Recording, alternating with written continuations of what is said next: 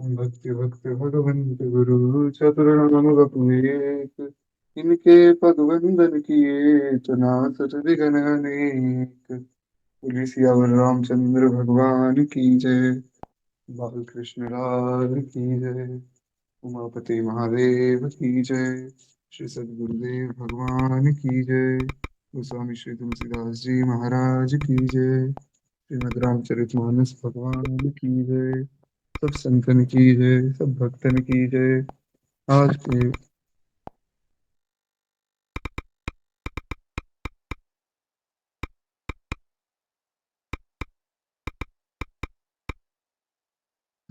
हरि शरणम अनंतानंत कोटि ब्रह्मांड नायक भक्त वत्सल शरण शरण कारण करुणा और निलय। भगवान श्री सीताराम की महती कृपा करुणा से आज हम मानस जी की बड़ी पावन कथा में प्रवेश कर रहे हैं। एक बार प्रेम से बोली जय जय श्री सीताराम। आज की कथा बहुत विशेष है। हम अभी कथा बीच में जब स्थगित हुई थी उससे पहले यही प्रसंग सुन रहे थे कि किस प्रकार भगवान मिथिला में और मिथिला में जाके भगवान ने किस प्रकार लीला की है।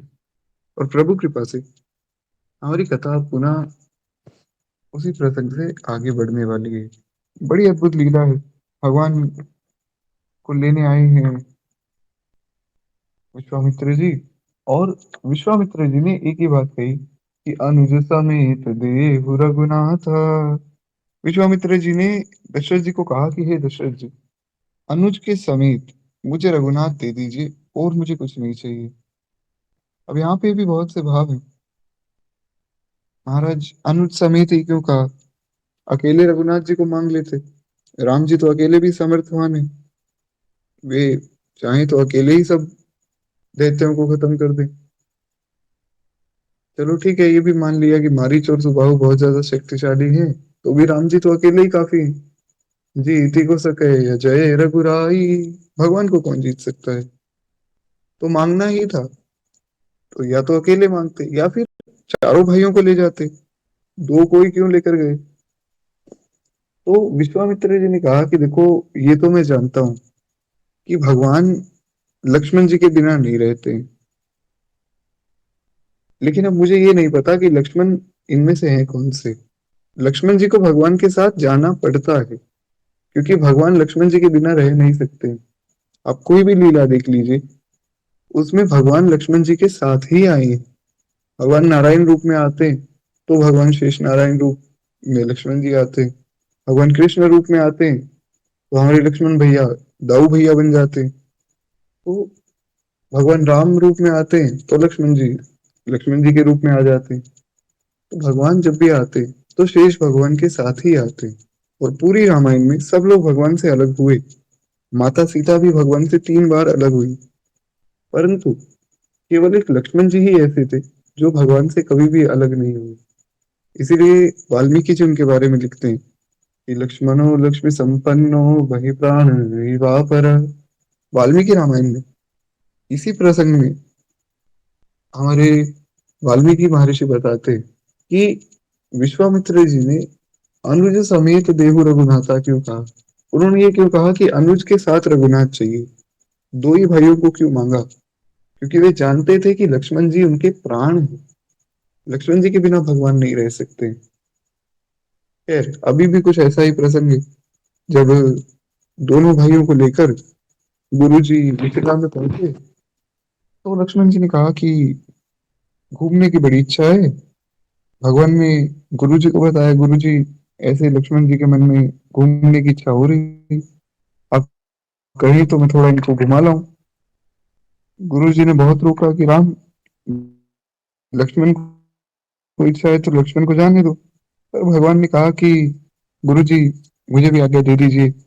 क्या है कि थोड़ा मैं भी नकड़ देख लूंगा। अंदर की बात ये कि भगवान लक्ष्मण जी के बिना रह ही नहीं सकते। है, एक बार प्रेम से बोलिए लक्ष्मण जी महाराज की जय।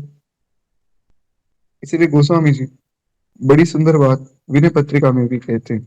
जब वे लक्ष्मण जी की स्तुति करते हैं तो उसमें भी वे यही कहते हैं कि भगवान जो है वे लक्ष्मण जी के साथ ही रहते हैं और लक्ष्मण जी सबके लाडले हैं। जानकी जी, राम जी, सबके लाडले हमारे लक्ष्मण भैया हैं। लाल लाडले लखन, गोस्वामी जी ने नाम से संबोधित किया, लाल लाडले लखन। लक्ष्मण जी बहुत प्यारे हैं ठाकुर जी को। खैर, अब जब भगवान और लक्ष्मण जी निकले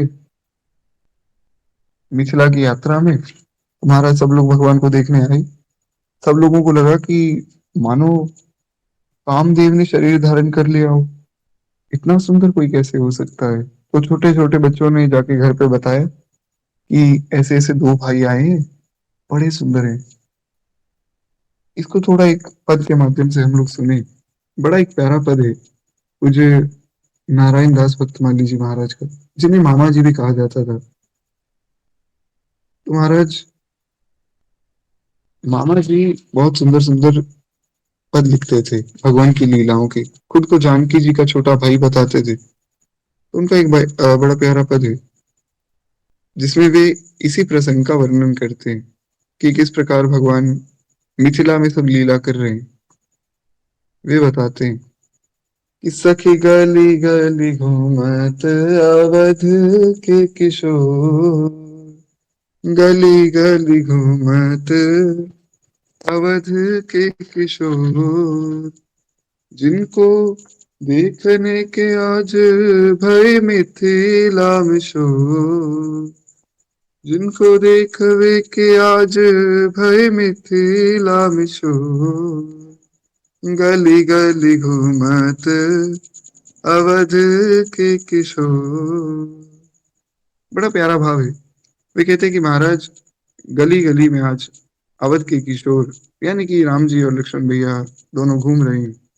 और उन दोनों को देखने के लिए आज पूरी मिथिला नगरी में शोर हो गए। सब लोग घरों से बाहर आ गए।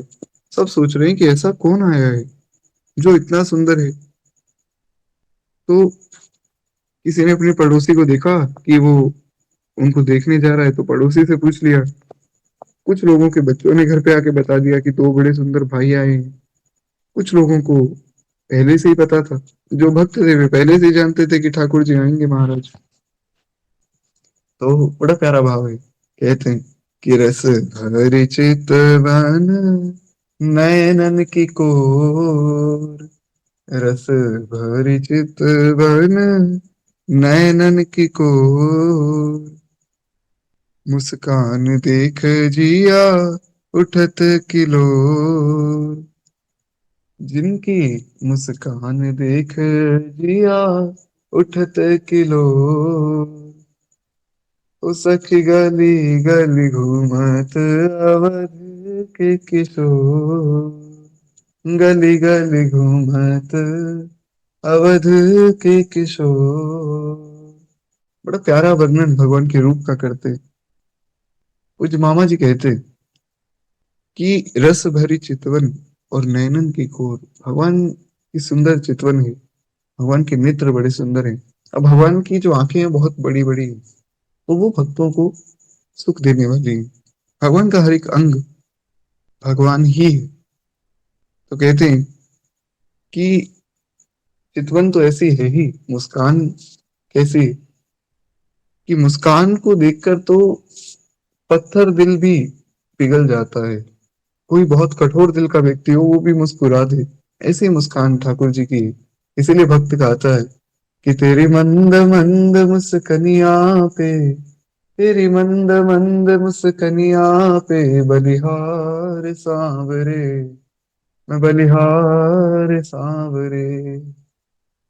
भक्त यही गाता है कि प्रभु, बस केवल एक बार उस हंसते हुए चेहरे का दर्शन हो जाए, जीवन में और कुछ इच्छा फिर नहीं। तो कहते हैं महाराज, अब दशा देखिए, बड़ा प्यारा प्रसंग है। यहाँ से वो प्रसंग शुरू होता है कि अब लोगों की क्या दशा है। एक बार प्रेम से बोलिए भक्त वत्सल भगवान की जय। अब वे सबकी दशा बताएंगे कि जितने भी लोग वहां खड़े थे, बड़े बूढ़े, स्त्रियां, पुरुष, सब कैसे कैसे भगवान का दर्शन अपने अपने भाव में कर रहे हैं। सबका अपना अपना भाव है और सबका भाव ही श्रेष्ठ है महाराज। कहते हैं कि जो नवविवाहित स्त्रियां हैं वे देख रही और व्याकुल हो रही। उनके मन में भाव है कि कोई हमें भी तो दिखे, ये हैं कौन जो इतने सुंदर हैं। जानकी जी की सखियां आई, और उनको तो पता ही था कि भगवान आने वाले, क्योंकि वास्तव में तो वे नित्य सहचरी। तो यहाँ पर वे लीला करने के लिए सब फूल आदि ले आई, और ऊपर से फूल बरसा रही, क्योंकि भगवान तो ऊपर देख नहीं रहे। भगवान है मर्यादा पुरुषोत्तम इस रूप में, तो वे ऊपर आंख उठाकर देख नहीं रहे हैं। अब ठाकुर कन्हैया होते तो वे ऊपर पहुंच जाते, पर यहाँ तो बात थोड़ी गंभीर है महाराज। खैर, तो एक सखी ने सोचा कि ऊपर से फूल बरसाओ। अब फूल ऊपर से पड़ेंगे तो ऊपर की ओर देखेंगे।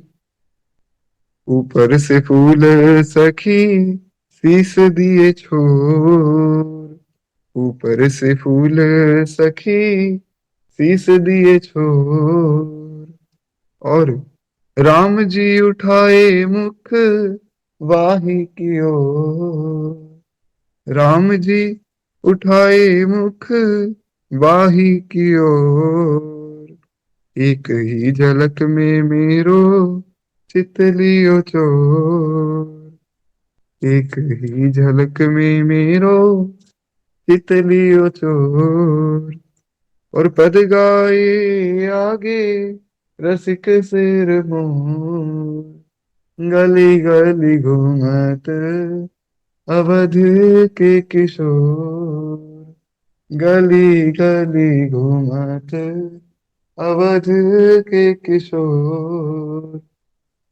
कहते हैं कि महाराज, उस सखी ने ऊपर से फूल बरसाए, और भगवान ने देखा कि ये फूल कहाँ से गिरा।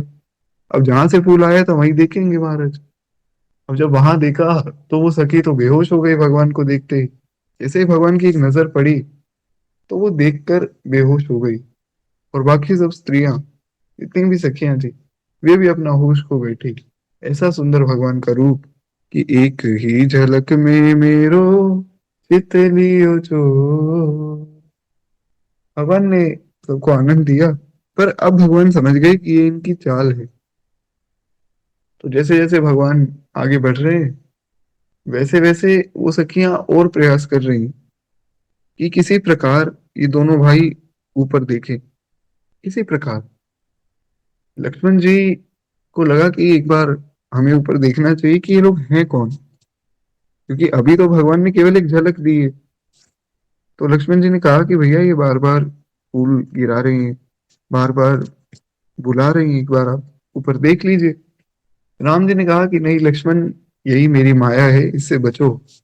लक्ष्मण जी बोले ठीक है। जब थोड़ा सा आगे बढ़े तो महाराज, एक सखी ने सोचा कि ये ऊपर देखेंगे, पर कैसे। तो सब आपस में चर्चा करने लगी। तो एक ने कहा कि ऐसा करो कि इनके माता पिता का नाम लो, क्या पता ऊपर देखें। तो एक सखी चिल्लाकर कहती है कि अरे सखी, तुम जानती हो ये कौन है? ये दोनों दशरथ जी के पुत्र हैं, और दोनों यहाँ पर आए हैं वो दाढ़ी वाले बाबा जी के साथ। तो लक्ष्मण जी को लगा कि शायद कोई जान पहचान में हो। कहा कि भैया एक बार ऊपर देख लेते हैं। राम जी ने कहा नहीं नहीं, ऊपर मत देखना, ये सब इनकी चाल है। गोस्वामी जी भी इस भाव को लिखते हैं। गोस्वामी जी कहते हैं, ये दो दशरथ के लोटा, बाल मरालिन के कल जोटा, मुनि कौशिक मख के रखवारे, जिन रन अजिर निशाचर मारे। गोस्वामी जी भी यही बात कहते हैं कि सखियां आपस में चर्चा कर रही हैं। तो अब दशरथ जी का नाम लिया तो नहीं देखा, तो सखी ने कहा कि माता जी का नाम लेके देख लेते। तो वही सखी बोली कि तुम्हें पता है कि ये जो आगे चल रहे हैं इनका नाम है राम, और जो पीछे चल रहे हैं इनका नाम है लक्ष्मण। और राम जी की माता है कौशल्या, लक्ष्मण जी की माता है सुमित्रा। लक्ष्मण जी ने कहा कि भैया, आपकी माया तो हर जगह है, वो ठीक बात है, पर ये शायद कोई अपने परिवार में से ही है, शायद कोई जान पहचान का हो, नहीं तो इतना कुछ हमारे बारे में कोई कैसे जान सकता है। राम जी बोले हमारे पिताजी को तो सभी जानते हैं, और उनकी वजह से माता जी को सभी जानते हैं, इसमें कोई बहुत बड़ी बात नहीं है। तुम चलो चुपचाप। भगवान तो धीरे धीरे आगे बढ़े, पर सखियां जो अपने भाव में और चर्चा कर रही कि विधाता से मांगे हम यही कर जो, विधाता से मांगे हम यही कर जो, हरि शिव का धनुष कल ये ही देव तो, हाँ शिव का धनुष कल ये ही देव तो, गली गली घूमत अवध के किशोर। कहते महाराज, भगवान से बस यही प्रार्थना है कि जानकी से इनका विवाह हो जाए। अब देखिए सखियां कितनी सावधान है, भक्त को कितना सावधान रहना चाहिए। वे ये नहीं कह रहे कि हमारा विवाह भगवान से हो जाए, भक्त को कैसे सावधान रहना चाहिए। यहाँ से शिक्षा क्या मिलती है कि हम कभी भी कोई ऐसी बात ना कहें जो शास्त्र विरुद्ध हो या संतों के मत के विरुद्ध हो। क्योंकि अब देखिए यहाँ पर वे सखियां जानती कि ठाकुर जी जो है नित्य जानकी जी के साथ विराजते हैं। ठीक है, बाकी सबका जो भाव है वो तो बात की बात है। पहले तो भगवान जानकी जी के साथ ही विराजते हैं, पहले तो भगवान राधा रानी के साथ ही विराजते हैं। तो प्रथम रूप में तो वे उन्हें ही स्वीकार करेंगे, बाद में तो वे सबको स्वीकार करते हैं, वो बात अलग है। खैर, तो भक्त को सावधानी रखनी चाहिए कि भगवान के बारे में हम कभी कोई ऐसी बात ना बोल दें जो अनुचित हो या जो शास्त्र सम्मत ना हो। खैर, अब यहाँ पर ये बात मैं नहीं कह रहा हूँ कि कुछ लोग ऐसा भी भाव रखते हैं कि देखिए राम जी तो मर्यादा पुरुषोत्तम थे, उनके साथ तो माधुर्य लीला नहीं होती है। कृष्ण जी लीला पुरुषोत्तम थे, उनके साथ कोई गंभीर लीला नहीं कर सकता है, उनके प्रति तो माधुर्य भाव ही रखना पड़ेगा। और राम जी के प्रति थोड़ा गंभीर भाव हो, ऐसा कुछ नहीं होता है। एक ही ठाकुर है जो अनेक रूपों में लीला करते हैं। तो आपका जो भी भाव भगवान के प्रति है और जिस भी रूप के प्रति है, बस उसमें हम सावधानी पूर्वक भगवान का भजन करें। ऐसी कोई बाधा, ऐसा कोई बंधन कुछ भी नहीं है। एक ही ठाकुर है जो सब रूपों में लीला करते हैं। खैर, अब सब सखियां प्रार्थना कर रही हैं कि शिव का धनुष कल यही देव तो, सबके मन में है कि काश जानकी से इनका विवाह हो जाए और शिव जी का धनुष यही तोड़ दे। अब देखिए एक बड़ा सुंदर यहाँ पर सूत्र है कि जनक जी ने जो शर्त रखी है वो तो ये रखी है कि महाराज धनुष पर जो प्रत्यंचा चढ़ा देगा उस व्यक्ति को जानकी जी से विवाह करने का अवसर मिलेगा। परंतु सखियां क्या कह रही कि शिव का धनुष कल यही दे में तोड़, क्योंकि वे जानते हैं, यहां से सिद्ध होता है कि वे नित्य सहचरी हैं, नित्य जानकी जी की सखियां हैं जो नित्य धाम से ही आई हैं। और वे जानते हैं कि भगवान धनुष को तोड़ेंगे और तोड़कर जानकी जी को यहाँ से ले जाएंगे, इसीलिए उन्होंने यही कहा कि जानकी जी से इनका विवाह हो जाए। और भक्तमाली जी बड़ी सुंदर बात कहते हैं कि नारायण नेह निधि करत निहोर, नारायण नेह निधि करत निहोर, कि राम जी और सिया जी का हुए गठजोड़। हाँ, राम जी और सिया जी का हुए गठजोड़, गली गली घूमत अवध के किशोर, गली गली घूमत अवध के किशोर। मामा जी कहते हैं कि मेरे मन में तो बस यही मनोरथ है कि मेरे जीजा जी और मेरी दीदी यानी कि राम जी और सिया जी दोनों का गठजोड़ हो जाए और हम सब प्रसन्न हो जाए महाराज।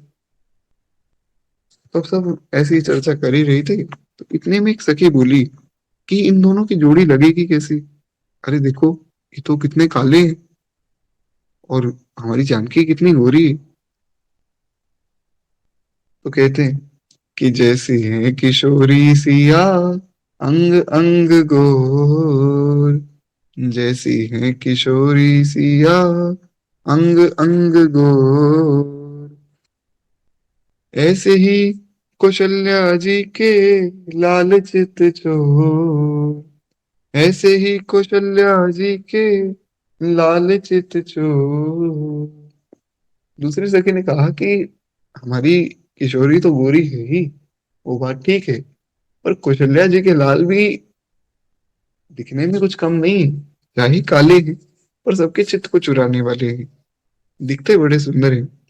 अरे आते जाते रहे हैं ससुराल में किशोर, आते जाते रहे हैं ससुराल में किशोर, और बस देख के सुफल होगा जीवन मोर, गली गली घूमत अवध के किशोर, सखी गली गली घूमत अवध के किशोर।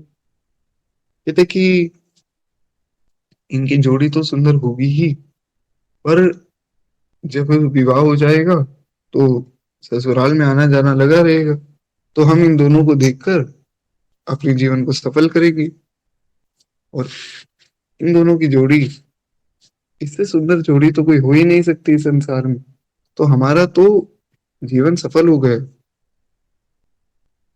अब किसी ने उनसे पूछा कि भाई, विवाह तो हो रहा है सीता जी का, स्वयंवर हो रहा है सीता जी का, राम जी सीता जी को मिलेंगे, राम जी को सीता जी मिलेंगी, तुम्हें क्या मिलेगा, तुम क्यों इतने मनोरथ कर रही हो। तो एक सखी कहती है कि हम सब सिया जी की सखी बर जोर।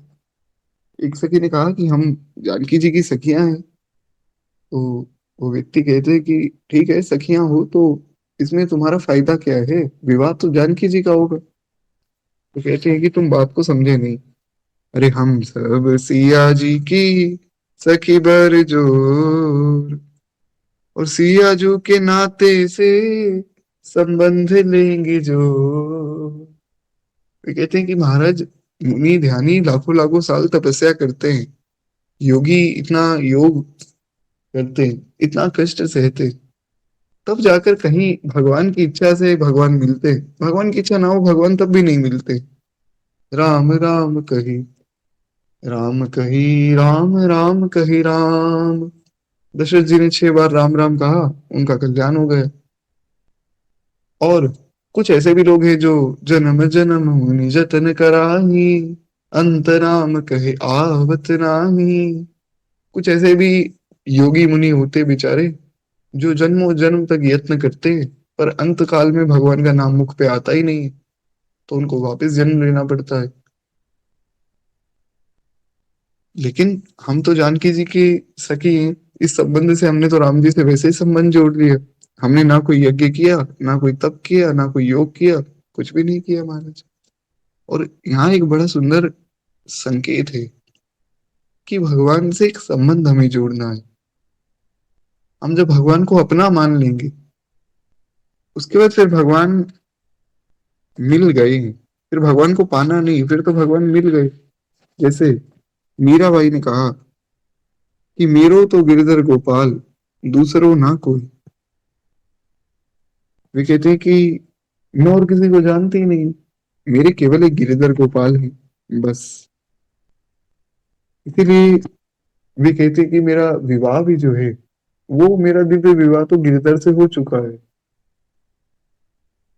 कि ऐसे वर को क्या वरूं, जो जन्मे और मर जाए, वरिये गिरधर लाल को, जो छोड़ लियो अमर हो जाए। मीराबाई कहते हैं कि अगर वरण करना है तो गिरधर लाल का करो, कि तुम्हारा सुहाग ही अमर हो जाए। कि जाके सिर मोर मुकुट, मेरो पति सोई, मेरे तो गिरधर गोपाल, दूसरो न कोई, मेरे तो गिरधर गोपाल दूसरो न कोई। भगवान से एक संबंध हमें जोड़ना चाहिए। कल हमने बड़ा प्यारा एक पद सुना था विनय पत्रिका का। उसमें गोस्वामी जी माँ जानकी से प्रार्थना करते हैं कि कब हुक अम्ब अवसर पाए, मेरी ओ सुधी ध्याई भी कछु, करुण कथा चलाई, कब हुक अम्ब अवसर पाए। गोस्वामी जी कहते हैं कि हे माँ, कभी आपको अवसर मिले तो मुझ तुलसीदास की बात भी भगवान के सामने कर देना, भगवान को मेरे बारे में भी बता देना। और उन्होंने कहा क्या? कबहुक अम्ब अवसर पाई। हे माँ, उन्होंने ये नहीं कहा कि हे जगत जननी सीता जी, हे महामहिमा में जगदीश्वरी सीता जी। ऐसा कुछ उन्होंने बहुत बड़ा विशेषण इस्तेमाल किया ही नहीं। बाकी सबकी आप स्तुति उठाकर पढ़िए, बड़े बड़े विशेषण गोस्वामी जी ने लिखे। और जानकी जी को उन्होंने एक ही बात कही, कबहुक अम्ब अवसर पाई। ना कोई जयकार की, ना कोई बहुत बड़ा विशेषण लगाया। तो किसी ने पूछा गोस्वामी जी से कि अभी तक आप जिनकी स्तुति कर रहे थे, तो सबकी आप जयकार करते हुए आ रहे हैं।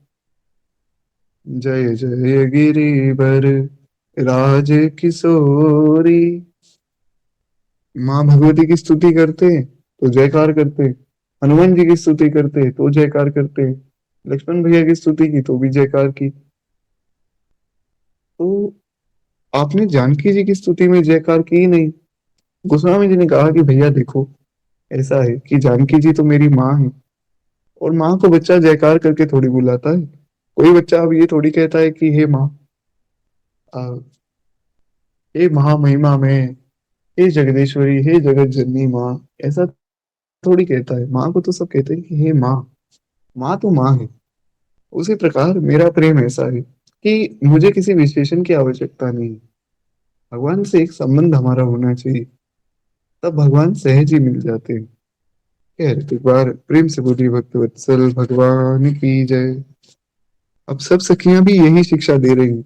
वे कहती हैं कि हम सब सियाजू की सखी बर जोर, और सियाजू के नाते से संबंध लेंगी जोर, सियाजू के नाते से संबंध लेंगी जोर, गली गली घूमत अवध के किशोर, गली गली घूमत अवध के किशोर। बड़ा प्यारा भाव है। तो अब एक सखी ने कहा कि चलो ठीक है, तुम भगवान से संबंध भी जोड़ लोगी, तुम जो है जानकी जी की सखी हो, इस नाते से संबंध जोड़ लिया, वो मान लिया। पर अब जानकी जी और राम जी आएंगे विवाह के बाद, जब भी ससुराल में वापस आएंगे राम जी, तो वो आएंगे तो महल में आएंगे, तुम्हारे पास थोड़ी आएंगे। कोई भी व्यक्ति अपने ससुराल जाएगा तो किसी दूसरे व्यक्ति के घर थोड़ी चला जाएगा। आएंगे तो जनक जी के महल में आएंगे। उसमें तुम्हारा क्या लाभ? तो कहते हैं कि उसमें क्या हो गया, महल में तो आकर रुकेंगे, घूमने भी निकलेंगे, बाहर भी निकलेंगे। जब बाहर निकलेंगे तो मैं उन्हें अपने पास बुला लूंगी, घर लेके जाएंगी किशोरी और किशोर, हृदय में बसाऊंगी मैं किशोरी और किशोर, गली गली घूमत अवध के किशोर। वो सखी कहते कि जब आएंगे तो मैं उन्हें अपने घर ले जाऊंगी, और घर ले जाकर मैं उन्हें बांध लूंगी, फिर मैं उन्हें कहीं जाने नहीं दूंगी। तुम्हें जाने न दूंगी सिया के पिया। अब खैर ये पद जो है दूसरा शुरू हो जाएगा, ये भी बड़ा प्यारा पद है। इसमें मामा जी कहते हैं कि सखियों का ये भाव है, उन्होंने भगवान को बांध लिया। भगवान ने कहा कि मैं तो अपने ससुराल में आया था, आपने ऐसा बांध लिया, ये तो अच्छी बात नहीं है। तो सब सखियां कहती है कि अब आपकी सेवा हम यहाँ करेंगे, अब आपको कहीं जाना नहीं। आप बड़ी मुश्किल से मिलते हो, हमने सुना है। तो अब आपको हम बांध के रख लेंगे ताकि आप कहीं जा ही ना सको। तोहे जाने न दूंगी सिया के पिया। बड़ा प्यारा भाव है। तो ऐसा सुंदर सब सखियों का भाव कि गली गली घूमत अवध के किशोर, जिनको देखे देखे काज भई मिथिला में शोर। सखी गली गली घूमत अवध के किशोर। एक बार प्रेम से बोलिए भक्त वत्सल भगवान की जय। बड़ा प्यारा अद्भुत दर्शन है, बड़ी सुंदर ये झांकी है। और पूज्य मामा जी कहते हैं कि जो भी इस पद को सुनता है गाता है उन सबको भगवान का दिव्य प्रेम अवश्य ही प्राप्त होता है। तो ऐसा अद्भुत ये प्रसंग महाराज, ऐसा सुंदर सब सखियों का भाव है। सब सखियां अपने अपने भाव के अनुरूप भगवान को देख रही हैं। अब देखिए, सब लोग वहां विराजमान हैं। कोई व्यापारी है, इस भाव से देख रहा है कि हमें भगवान थोड़ा धन दे दे। कोई भक्त है, वो इस भाव से देख रहा है कि ठाकुर जी एक बार बस मेरी ओर देख ले।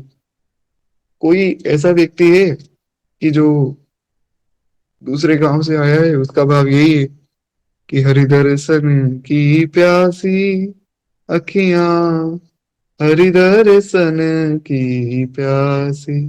कोई केवल भगवान को देखना चाहता है, कोई चाहता है भगवान मुझे देख ले, कोई चाहता है भगवान हमें कोई धन दे दे, कोई चाहता है कि भगवान जो है मुझे शक्तिशाली बना दे। तो जाकी रही भावना जैसी, प्रभु मूरत तिन देखी तैसी। सखियों का भाव अलग है, उनका भाव जो है बाकी सबसे अलग है महाराज। तो इसीलिए गोस्वामी जी ने भी इस लीला का बहुत विस्तार में वर्णन किया।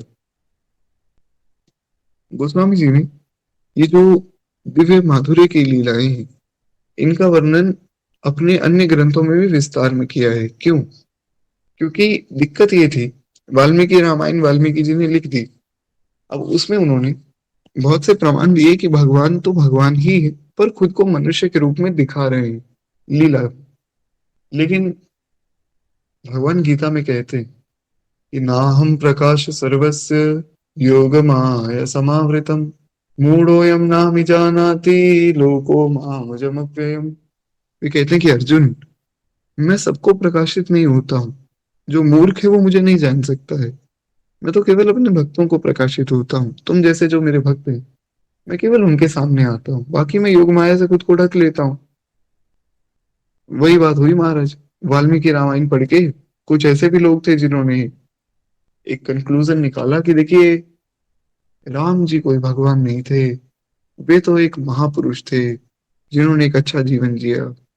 कृष्ण आए, कृष्ण भी महापुरुष थे, योगेश्वर श्री कृष्ण थे, उनको बदनाम किया जा रहा है ये सब लीलाएं दिखा के कि वो गोपियों के कपड़े चुराते थे, माखन चुराते थे। ऐसा कुछ भी नहीं हुआ था, ये सब लीलाएं झूठी हैं। तो वो लोग ऐसा रोते रहते हैं दिन रात। तो गोस्वामी जी ने ऐसे मूर्खों को बहुत से जवाब दिए। ऐसी भी बहुत सी भ्रांतियां फैली हुई थी कि महाराज राम अलग है, कृष्ण अलग है। गोस्वामी जी ने विनय पत्रिका में जब अपने पद लिखे, तो उसमें उन्होंने दिखाया कि राम ही कृष्ण है, कृष्ण ही राम है। कोई भेद ही नहीं, महाराज एक ही ठाकुर है। और जब सूरदास जी से मिले, तो सूरदास जी कृष्ण भक्त, गोस्वामी जी राम उपासक। तो सूरदास जी ने लिखी राम जी की गीतावली, राम जी की कवितावली, और गोस्वामी जी ने लिखी कृष्ण कवितावली। और अगर आप उन दोनों को पढ़ें, आप ये फर्क पहचान ही नहीं सकते हैं कि गोस्वामी जी ने लिखी है और वो सूरदास जी ने लिखी है। कोई भेद बुद्धि रखने वाला व्यक्ति अगर पढ़े, तो वो कैसे पढ़ेगा? इसी भाव से पढ़ेगा कि सूरदास जी ने लिखा है तो कृष्ण जी की बात लिखी होगी, राम जी को तो वो नहीं मानते। हर व्यक्ति नहीं, जो भेद रखता है वो ऐसा सोचेगा। और गोस्वामी जी के बारे में पढ़े तो वो सोचेगा कि राम जी के बारे में लिखा होगा, कृष्ण जी को ये नहीं मानते। पर बड़ा सुंदर बड़ा प्यारा भाव है दोनों ही संतों का, कि दोनों ने भेद मिटाने के लिए दो ग्रंथ लिखे। उन्होंने दिखाया कि भैया कोई भेद नहीं है, राम कहो, कृष्ण कहो, नारायण कहो, कुछ भी नाम से आप बुलाओ, ठाकुर एक ही है।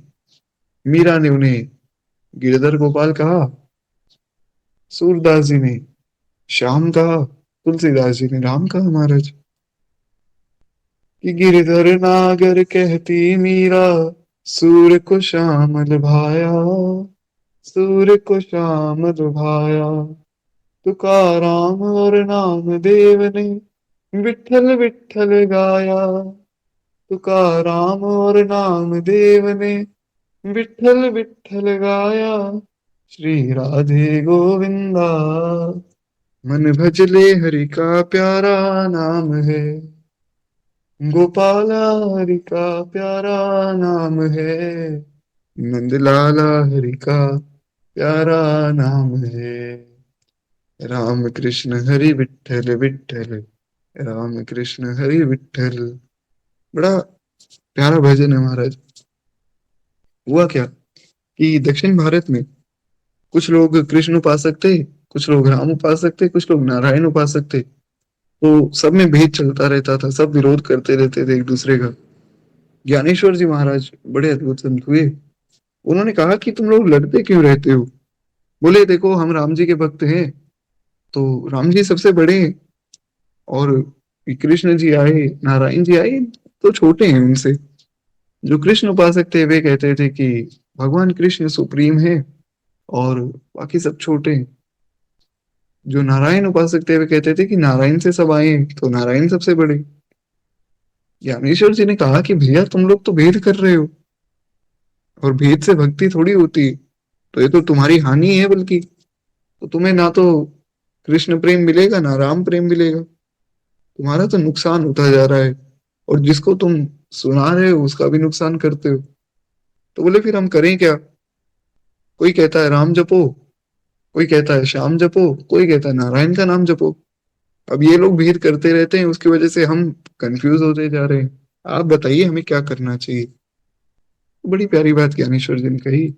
उन्होंने कहा कि भैया तीनों का नाम एक साथ जप लो, राम कृष्ण हरि विठ्ठल विठ्ठल, राम कृष्ण हरि विठ्ठल। आज भी आप कभी जाएं दक्षिण भारत की ओर, तो वहां कीर्तन इसी नाम का होता है।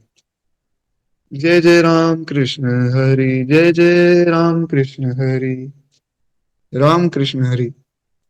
तो ऐसा सुंदर भाव जब उन्होंने दिया, सब लोग जपने लगे महाराज। सब लोग खूब प्रसन्न हो गए।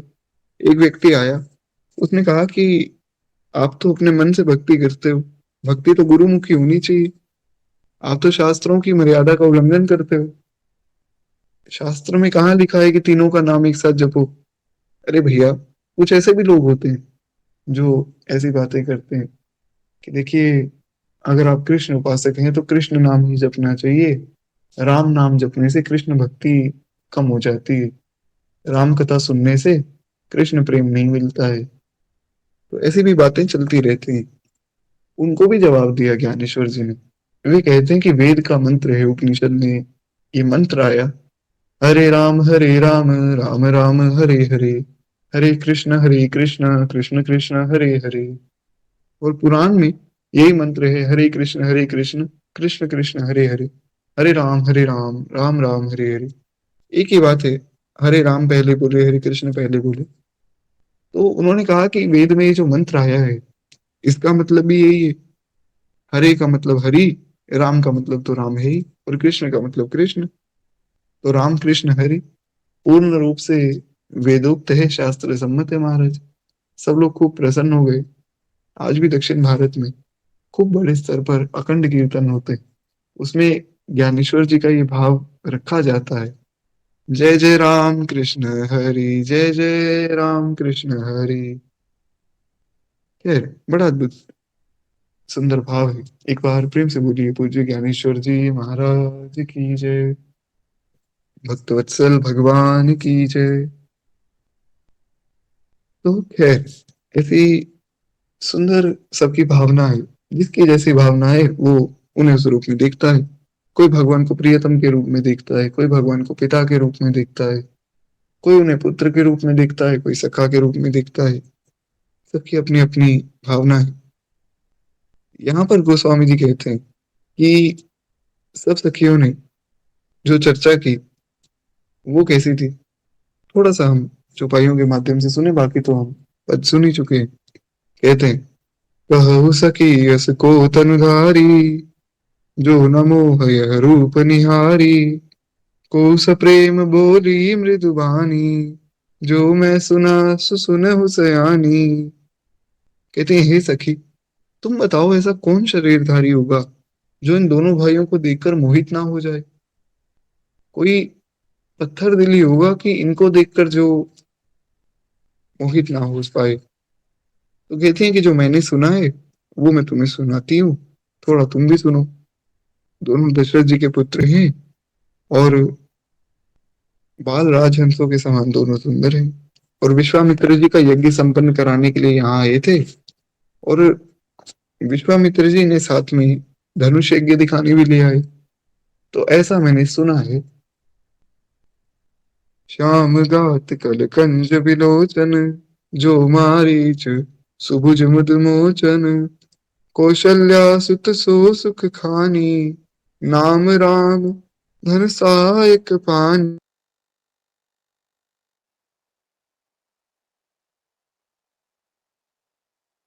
तो कहते हैं कि महाराज, जिनका श्याम शरीर है, जो सुंदर कमल जैसे नेत्र जिनके हैं, तो उनका नाम है राम। और कौशल्या जी के भी पुत्र हैं, मारीच और सुबाहु, दोनों को यही मार कर आए हैं। वैसे तो बड़े कोमल हैं, पर शक्ति में इनका कोई मुकाबला नहीं। और जो गोरे हैं, गौर किशोर वेश बर कांचे, कर सर चाप राम के पाछे। लक्ष्मण नाम राम लघु भ्राता, सुनु सखिता सुमित्रा माता। कहते हैं कि जो पीछे चल रहे हैं छोटे वाले किशोर, जो गोरे हैं और अपनी किशोर अवस्था में जो सुंदर वेश धारण किए हुए हैं, उनका नाम है लक्ष्मण। और वे राम जी से छोटे हैं, इसीलिए उनके पीछे पीछे चल रहे हैं।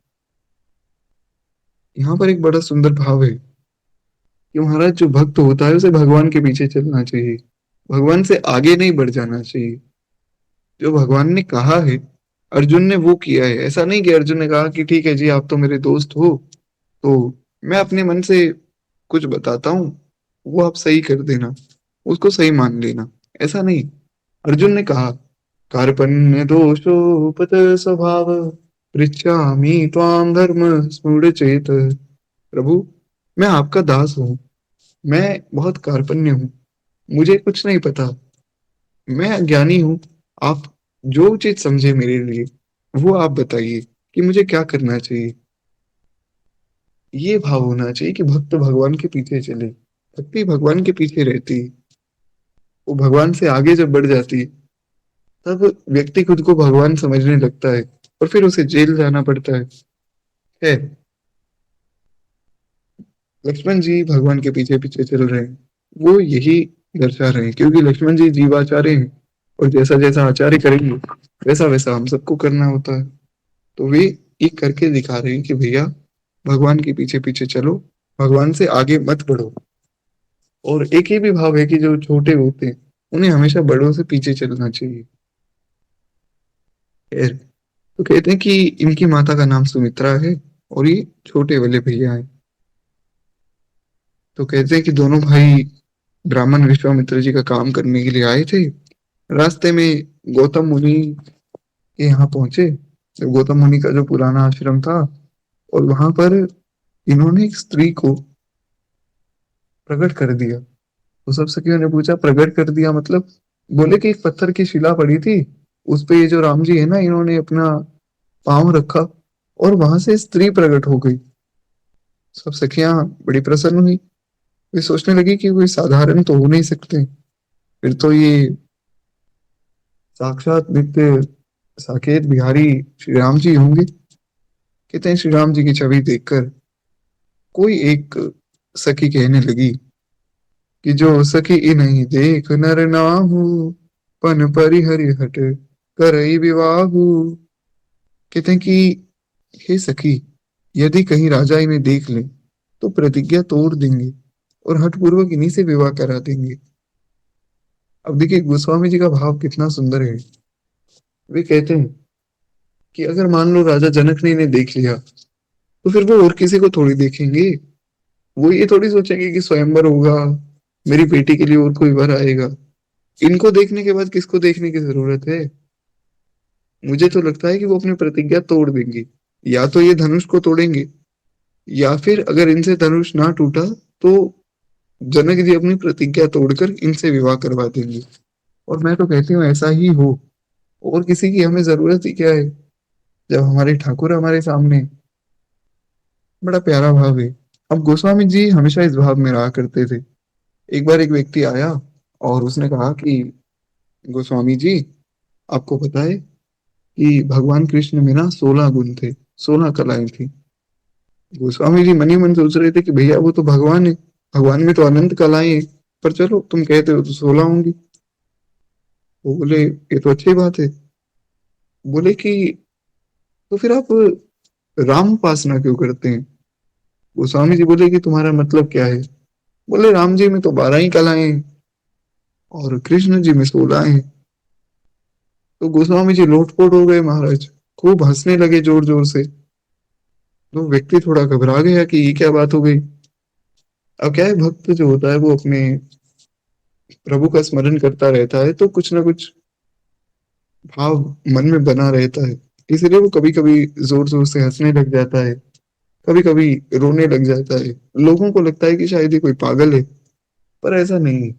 उस व्यक्ति ने सोचा कि गोस्वामी जी शायद पागल हो गए, सदमा लगा होगा। तो उसने पूछा कि क्या हो गया महाराज, मैंने तो एक छोटी सी बात बताई थी, आप इतना इसे ऐसा दिल पे क्यों ले रहे हैं? मैं तो केवल पूछ रहा था। गोस्वामी जी बोले नहीं नहीं भैया, तुमने तो बड़ा उपकार किया। अरे हमें तो पता ही नहीं था राम जी में 12 गुण भी हैं। हम तो बस उन्हें अपना प्रेमी मानते थे। आज तुमने आकर बताया कि उनमें 12 कलाएं भी हैं, तो ये तो बड़ी सुंदर बात है। अब ऐसा नहीं कि गोस्वामी जी नहीं जानते भगवान में कितनी कलाएं हैं कितनी नहीं, पर गोस्वामी जी उसको सिखाना चाहते थे कि भैया, जो प्रेम होता है वो गुण देख कर नहीं होता है। वो संसार का प्रेम है कि किसी के पास बहुत ज्यादा पैसा है तो सब उससे प्रेम करते हैं, और जो बेचारा थोड़ा गरीब है उससे कोई प्रेम नहीं करता है। या कोई ऐसा व्यक्ति है जिसके पास पहले बहुत पैसा था तो पहले बहुत सेवा होती थी, और जब पैसे नहीं है तो अब उसको कोई पूछता नहीं है। तो ये संसारी लोगों का भाव है। अब गोपियां ये देखती कि कन्हैया हमारा माखन चुराता है, तो फिर गोपियां क्यों जाती कन्हैया के पास? वो देख ही नहीं रही हैं, उन्हें नहीं पता है कि कृष्ण माखन चुराने वाला है। उन्हें नहीं पता है कृष्ण तंग करते हैं। वे तो केवल कृष्ण को चाहती हैं, बस वे चाहती कि कृष्ण हमारे हैं, हम कृष्ण के, बात खत्म। तो उसी प्रकार मैं राम जी का हूँ और राम जी मेरे हैं, मुझे क्या लेना उनमें 12 कलाएं हैं, 16 कलाएं हैं, 64 कलाएं हैं, अनंत कलाएं हैं, जितनी भी हूँ। हम राम जी के, राम जी हमारे हैं। बात खत्म हुई महाराज। तो गोस्वामी जी ऐसे सुंदर भाव में रहते थे। और ये है परमहंसों का भाव। जो शुद्ध भक्त होते हैं ना, वे ऐसे नहीं लड़ते हैं इन बातों पे। वे तो महाराज नित्य ठाकुर जी का दर्शन अपनी आंखों के सामने करते हैं। खैर, एक बार प्रेम से बोलिए गोस्वामी तुलसीदास जी महाराज की जय। अब आगे सब सखियां चर्चा कर रही। कोई कहती है कि अगर राजा ने इन्हें पहचान लिया तो महाराज इन्हीं से विवाह होगा। तो एक सखी ने कहा कि अरे पहचान लिया क्या, राजा ने तो इन्हें देख लिया। तुम कह रहे हो देख लेंगे तो इनसे विवाह करेंगे, राजा देख चुके हैं। और हमारे राजा भी मोहित हो गए इनको देखकर। कहाँ वो ब्रह्म ज्ञानी थे, अब वो ब्रह्म ज्ञानी नहीं रहे, अब वो सगुण रूप के उपासक हो गए। कहते परंतु हे सखी, राजा अपना प्रण छोड़ते नहीं। दिक्कत ये है, राजा अपने प्रण पे बड़े अड़िग हैं। उनको ये लग रहा है कि शायद मेरी प्रजा मेरा उपहास करेगी अगर मैं प्रण तोड़ दूंगा तो। उन्हें क्या पता, हम तो यही चाहते हैं प्रण तोड़ दिया जाए। तो कोई कहती है कि यदि विधाता भले हैं और सबकी बात सुनते हैं तो फिर इन्हीं से विवाह होगा, तुम चिंता क्यों करती हो? अगर भगवान हमारी बात मानते हैं सुनते हैं तो इन्हीं से विवाह होगा। और अगर भगवान अपने मन की करते हैं तो भैया करते रहो, फिर क्या कहा जा सकता है। कहते जो देव योग से ऐसा संयोग बन जाए तो हम सब लोग कृतार्थ हो जाएंगे। हे सखी, भगवान करे ऐसा ही हो। हम तो कहते ब्रह्मा जी हमारा सारा पुण्य ले ले, पर विवाह तो इन्हीं का होना चाहिए जानकी के साथ, और किसी का विवाह जानकी के साथ ना हो। बार बार ये अपने ससुराल आएंगे, हमें भी दर्शन प्राप्त होगा, नित्य किशोरी और किशोर का दर्शन करके हम भी धन्य हो जाएंगे। नहीं तो हे सखी सुनो, हमको इनके दर्शन बड़े दुर्लभ हैं। अगर ऐसा ना हुआ, फिर इनके दर्शन बस ये पहली और आखिरी बार हुए, उसके बाद दर्शन होंगे नहीं। ये राजाधिराज पट्टाभिराम तो चक्रवर्ती सम्राट दशरथ जी के पुत्र हैं, और आगे चलकर ये राजा बन जाएंगे, तो फिर कहाँ हमें इनका दर्शन प्राप्त होगा। तो ये तो हमारे पूर्व जन्मों के कोई पुण्य है जो आज उदय हुए हैं। बस आगे हम यही प्रार्थना करें कि इनका विवाह जानकी से हो, और हमारे मन में कोई इच्छा नहीं है। तो खैर ऐसे सब अपना अपना मनोरथ कर रहे हैं। आगे की कथा हम कल सुनेंगे। आज वाणी को ही विश्राम देते हुए केवल 2 मिनट प्रेम से हम लोग मानस जी की आरती करें। एक बार प्रेम से बोलिए भक्त वत्सल भगवान की जय। जय जय श्री सीताराम। आरती श्री रामायण जी की। कीरति कलित ललित सियपी की। आरती श्री रामायण जी की। कीरति कलित ललित सियपी की। गावत ब्रह्मादिक मुनि नारद। वाल्मीकि विज्ञान विशारद। शिव सनकादिशेष अरु सारद। बरणी पवन सुत कीर्तिनी की। आरती श्री रामायण जी की। कीरति कलित ललित सियपी की। गावत वेद पुराण अष्टदश। चहु शास्त्र सब ग्रंथन को रस। मुनि जन धन संतन को सरबस। सार अंश सम्मत सब ही की। आरती श्री रामायण जी की। कीरति कलित ललित सियपी की। गावत संतत शंभु भवानी। अरुघट संभव मुनि विज्ञानी। व्यास आदि कवि बरज बखानी। कागब संडि गरुड़ के ही की। आरती श्री रामायण जी की। कीरति कलित ललित सियपी की। कलिमल हरण विषय रस फीकी। सुबह श्रृंगार मुक्ति जुबती की। दलन रोग भव मूरी अमी की। तात मात सब विधि तुलसी की। आरती श्री रामायण जी की। कीरति कलित ललित सियपी की। आरती श्री रामायण जी की। कीरति कलित ललित सियपी की। सिय सिय सुमिरत राम जू सिय सुमिरत श्री राम। युगल नाम अनुभव जप और भक्त लही विश्राम। बोली सियावर रामचंद्र भगवान की जय। बाल कृष्ण लाल की जय। उमापति महादेव की जय। श्री सद्गुरुदेव भगवान की जय। गोस्वामी श्री तुलसीदास जी महाराज की जय। श्रीमद् रामचरितमानस भगवान की जय। सब संतन की जय, सब भक्तन की जय, आज के आनंद की जय। जय जय श्री सीताराम, जय जय श्री राधे श्याम। नमः पार्वती पतये। हर हर महादेव।